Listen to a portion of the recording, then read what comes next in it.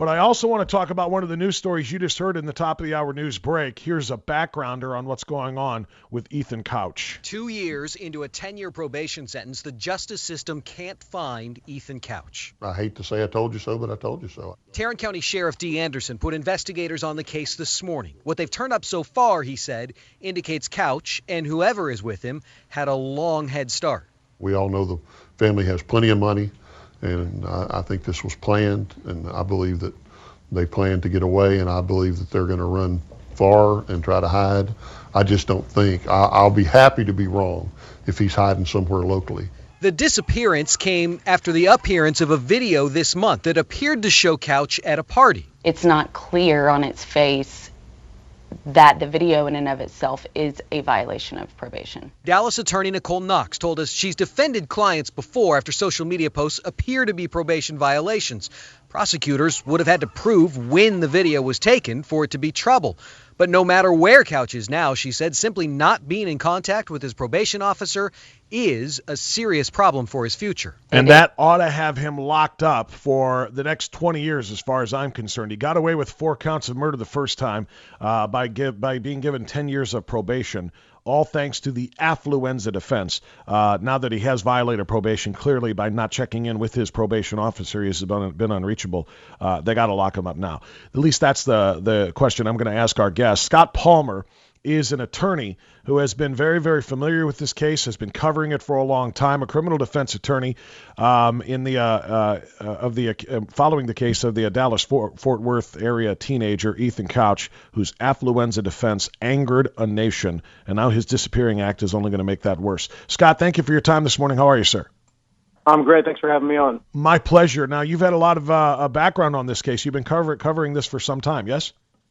Yeah, I've been following this since it happened, and actually a friend of mine represents some of the families of the injured and the deceased, his victims, and I've been following this for a while. Is he, in your opinion, Scott, is he running right now because he knows that video is going to be hot water for him, and he cannot even stand the possibility of jail?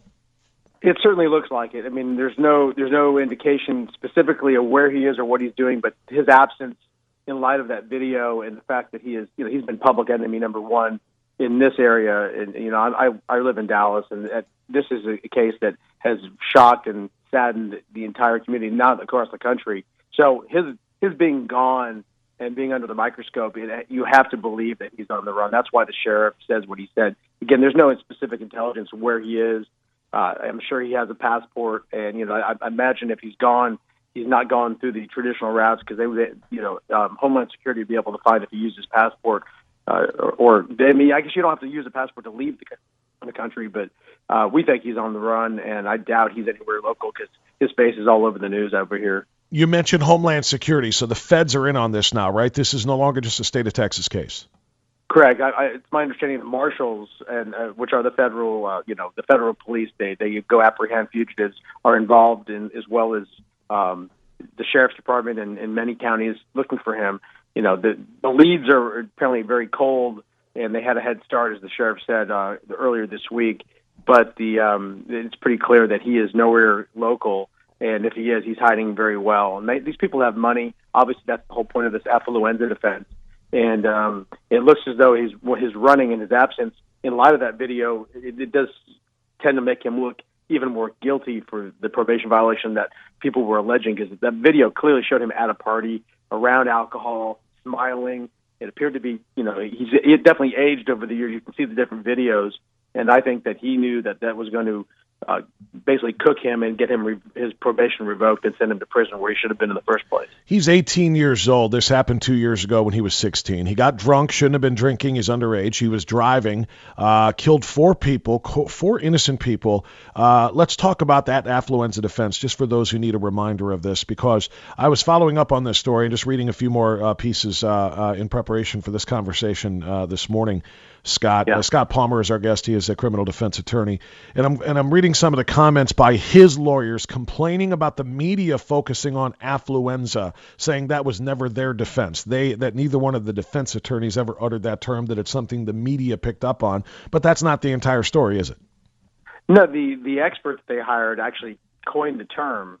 And, I'm a criminal defense attorney, and if I have an expert and that he's going to use a particular term that was, I think he made it up personally, you're sort of responsible for your experts and what they say. You should know what they're saying. And I know the lawyers, or at least one of them that represented Mr. Couch at the underlying hearing.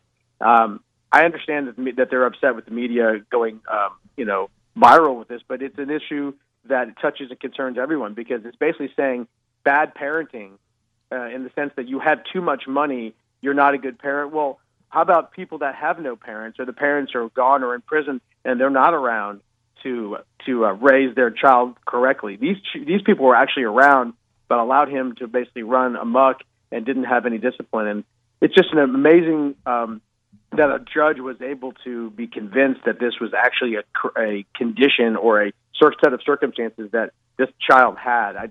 Nobody bought it except for the judge. Now, of course, we weren't inside the hearing. It was a sealed hearing because he was a juvenile at the time, and she may have heard other things, but ultimately she gave him probation, sent him to rehab, and it doesn't look like it had any effect on him. Yeah, I mean, let's think about that for a second. If the defense's argument was that the parents were complicit because they didn't raise him to know right from wrong, and I'm characterizing a lot of the different things that have been said about this. He was so rich, he was so affluent, which of course is where affluenza comes from, and that he never had limits, he never had boundaries, he never was taught right from wrong by his parents, so it's his parents' fault, not his. That was right. The essence of the defense. Then why aren't the parents charged for criminal neglect, child neglect, something that led, if this kid wasn't responsible for the actions that he took that killed these 4 people, and the parents are, then why aren't the parents charged? Well, there's no crime for being a bad parent. That's what it comes down to, unless you're intentionally or but there's no crime, Scott. I get that, and I know I'm just being a layman. I'm a layman. I'm not a lawyer like you are, but I'm just trying to follow logical conclusions here. There is no crime against being a bad parent, but they're saying that their bad parenting led to the deaths of 4 people. If they're not going to hold the kid responsible because it was the parents' fault in the judge's eyes, then the next logical step is, okay, well then parents, your neglect caused the deaths of 4 people. There's got to be, somebody has to be held accountable here. If they're not going to hold the kid accountable and the parents are who they're blaming, then punish the parents. I know it sounds absurd, but there it is. I completely agree with you. Unfortunately, in the judicial system, of course, there's 2 branches. You have the criminal side and you have the civil side. Criminally, they could not get to the parents, and they were basically insulated by the law. However, civilly, they were sued. They paid out I think massive amounts of money, and they had a huge insurance policy. They were multimillionaires in their own right, and of course they hid behind their insurance company, and they paid, and rightfully so. But that's about as much damage that these parents, other than the fact that they've been vilified for their horrible parenting or lack of parenting, there's no way to actually punish these people, which is unfortunate. Well, there might be now, though. There might be now because according to the reports, not only is Ethan Couch missing, so's Mom.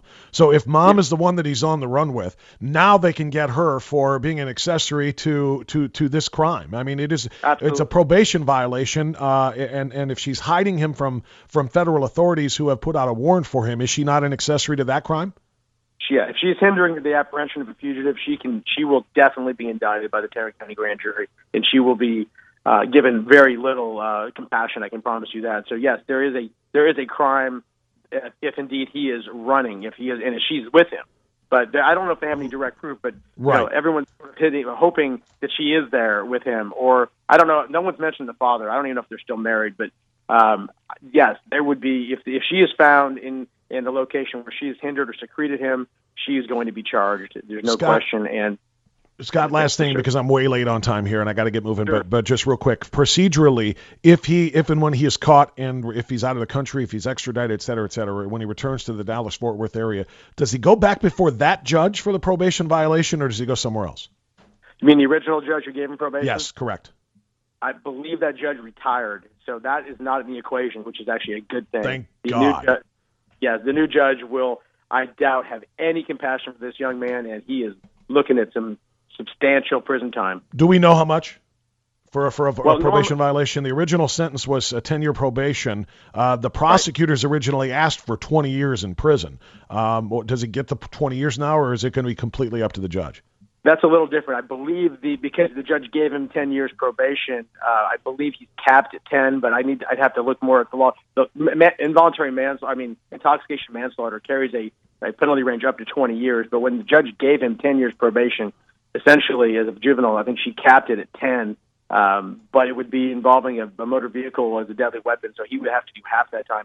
But I'm hoping that the full range of punishment is open, which would be 20, but I have a bad feeling that it's only 10. All right. Well, we'll keep our eye on it, and if once he is found and we get an idea of where this is headed, Scott, we'd love to talk to you again. All right. Absolutely. Have a great day. Thank you so much. Appreciate your expertise and your time. 10:20 now. Let's get a timeout on AM 1420 The Answer.